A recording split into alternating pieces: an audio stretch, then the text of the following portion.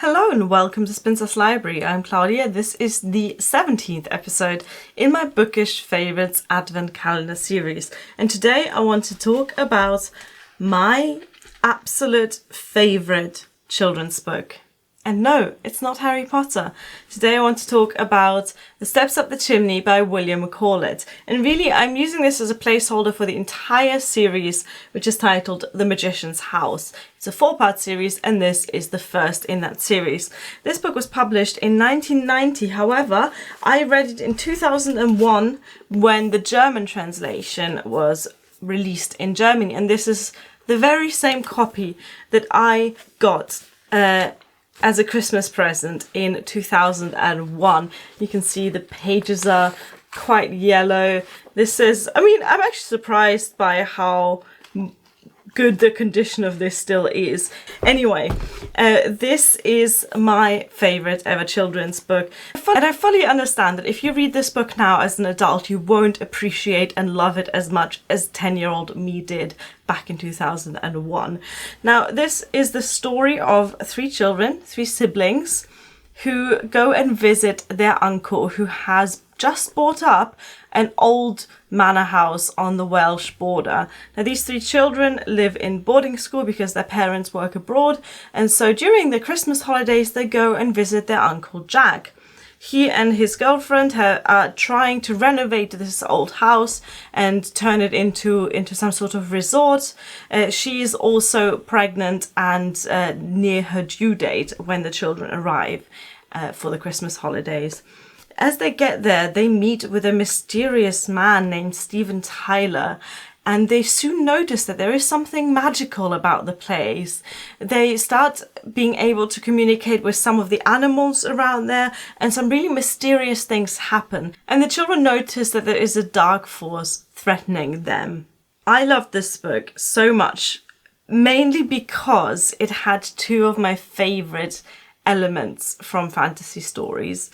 One was talking animals. And I'm not talking about Disney-style talking animals. We're talking about some sort of supernatural connection with the animal world, the way you can communicate with wild animals and pets, and the ability of speaking the same language as them. And the second thing that I really loved about this book was alchemy. Now, 10-year-old me was obsessed with alchemy in a similar way that lots of kids are obsessed with ancient Egypt or with dinosaurs or with space. For me, it was alchemy. And it's not like I was stupid enough to, actually think I could turn lead into gold. I never attempted it anyway, but I was very fascinated with the history and symbolism of alchemy, more as a historical subject than as a true form of magic that I believed in. This book deals with alchemy a lot, both in the turning things into gold type of way, but also in the kind of spiritual and symbolic and magical layer of the mind that alchemy kind of includes as well. And this whole book, this whole landscape just felt so magical to me. Now, the German version actually has a map in the front. So this is a map of the house and the garden.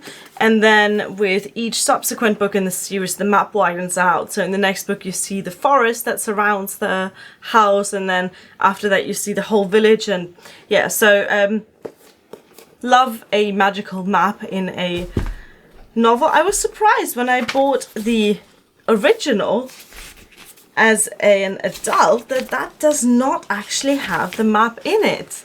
I always assumed it was part of the novel, that it was always included with this. But I'm really glad that my version did have this map because, again, it made everything feel so much more real to me. And as a child, I wanted nothing more than to find a house just like that. Funnily enough, I am now living in Wales. There aren't any magical big manor houses just lying around the countryside, so that was a bit of a disappointment. I would really recommend this series to you if you enjoy middle grade fantasy fiction. I think it's very beautifully written. I think the characters, the 3 children, are so well fleshed out, and as are the adults. In a lot of children's fiction, adults tend to be evil and stupid, but in this book the adults are just normal people, just like the children are normal people, just like the animals are normal people in a way. And from a very young age, I really appreciated that about a book. I really appreciated characters that felt real and that felt interesting. Characters that had relationships with each other that you could identify with. You know, these are three siblings. I grew up with a younger brother. A lot of the relationships between these three siblings were things that I recognized from my own family. It is a fantastically modern book as well. Now, this is not something that I absorbed consciously as a 10-year-old, but it deals with a lot of issues that come up, or I guess that maybe were a bit more of a hot topic in the late 20th century when this was written. Blended families, even kind of slightly iffy issues like pregnancy and childbirth and sex are presented in a very down-to-earth, in a very rational tone, but not in a way that would put any children off. So I just think it's a beautiful, beautiful book. I think you should read it.